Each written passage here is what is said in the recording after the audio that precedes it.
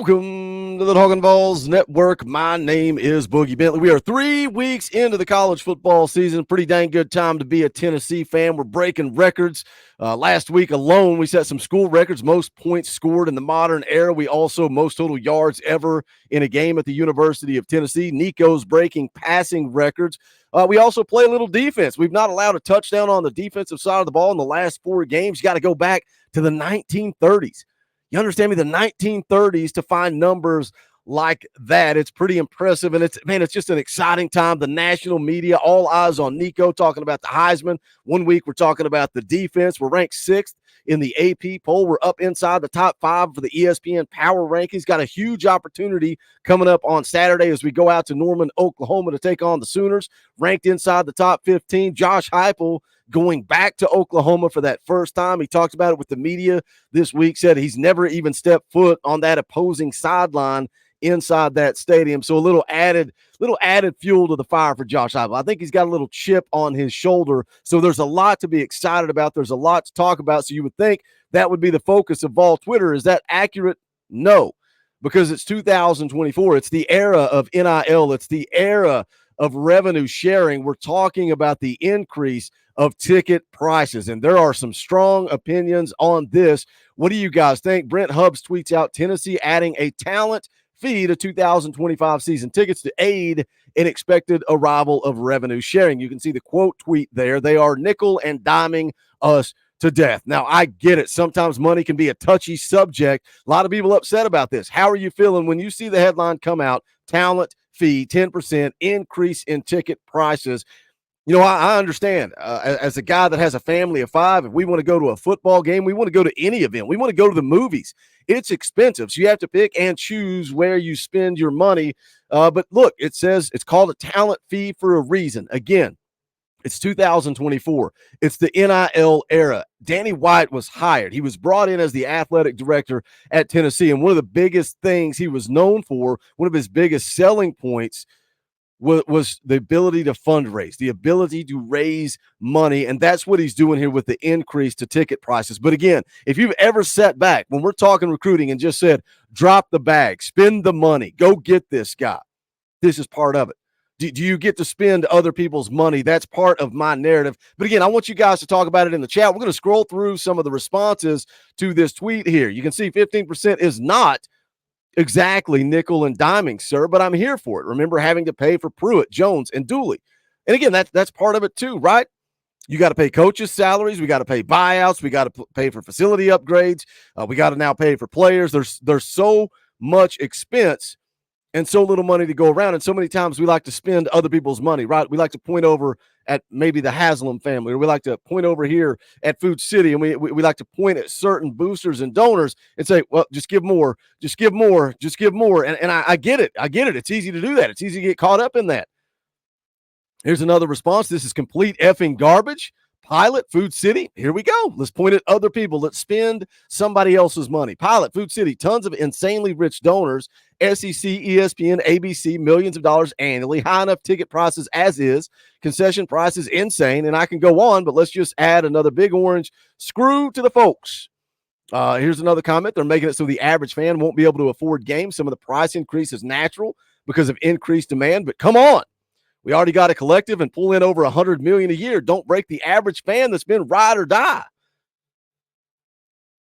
Man, sometimes I read some of these comments and it's hard to get on here and make a video because I see both sides of it, right? I see both sides of the argument. He's pointing out that we've got a collective that's raised $100 million. Well, where did that $100 million go?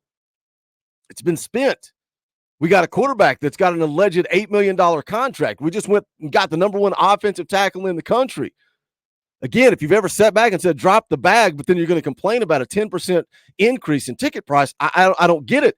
I think Danny White is making moves here. And I understand, again, I see both sides of it because with a family of 5, it costs a lot of money to go to these games. And the frustrating part is I can give the simple answer, well, just don't go. If you don't like the increase in prices, stay home, don't go. But then on the flip side, I look at all the memories. I look at all of you guys that come on the fan call-in show, and we share memories and stories and the people that we've taken in these games with. And to see that taken away because of increase in prices, and that's frustrating. I get it. I see both sides of the argument here. Maybe I'm talking out of both sides of my mouth. I like this comment. They could have just raised the price and not told you anything. At least they're being upfront about what the purposes do. I admire the gumption to just tell you straight to your face. I think that's what makes Tennessee wonderful. There's no guesswork. This gentleman here says, fortunate to see some great games in Neyland. The downpour game, 2016 Florida, 2015 Oklahoma, many more. But the older I get, the more enjoyable it is for me to watch in my recliner, opposed to some drunk guy's knees in my back for $200 or more. So there's some mixed reactions here. So I want to know what you guys think. Jump into the comment section. What's your initial reaction? Because I know Coach Rice was all over Twitter, and I was going to share his tweets, but I love you, Coach Rice. So much profanity that I can't share Coach Rice's tweets on a Talkin Vols morning video. But I want to go look at an article from VolQuest and kind of break down some of the numbers here. But as always, I need you guys to do me a favor. Smash the thumbs up just below the video. It's quick, free, and easy. It helps the channel, even if you disagree with me. If you disagree with me, let's have a conversation about it in the comment section. I would love to know your thoughts, and I'll counter with my thoughts. And we'll have a discussion about a 10% increase in ticket prices. If it's your first time here, welcome to the Talkin Vols Network. We're not experts or insiders. We're not media. This channel is for the fans, by the fans. If you like what we do, make sure you subscribe. Click that bell for notifications. You're not going to miss out when we go live or when we drop a video. We're going to be live at 7 p.m. tonight. Talkin Vols live, breaking down this Oklahoma game, and we're probably going to talk about this talent fee as well. But let's roll over to VolQuest, take a look at it. Tennessee adding talent fee to the 2025 season tickets with a potentially new era of college athletics set to start in July 2025 with revenue sharing. Tennessee and athletic departments around the country are preparing for the added cost of doing business in sports. The proposed House case settlement calls for an increase in scholarships as well as revenue to student athletes at a total cost of somewhere around $35 million for some Power 4 schools. Now, if you go look up revenue sharing and you get the AI response, it says college athletes in sports that generate more revenue than the amount of money spent on scholarships for that sport would be required to give 50% of the money left after subtracting the money spent on scholarships. So that's interesting. It's basically saying, hey, these kids are the reason this revenue is coming in. So after you allocate the money for scholarships, you got to get 50% of that money that's left after that total. This is a quote from Danny White. You've heard me say before, resources lead to championships. I think that quote alone right there tells me I'm okay with a 10% increase in ticket prices. Resources lead to championships. Drop the bag, spend the money. $8 million quarterback. Let's not forget that when we're complaining about a 10% increase. He says there has to be a correlation between what our expectations are and how we're resourcing our programs. And there's been historically, you want to have the best facilities, and we're in the process of getting back to that place.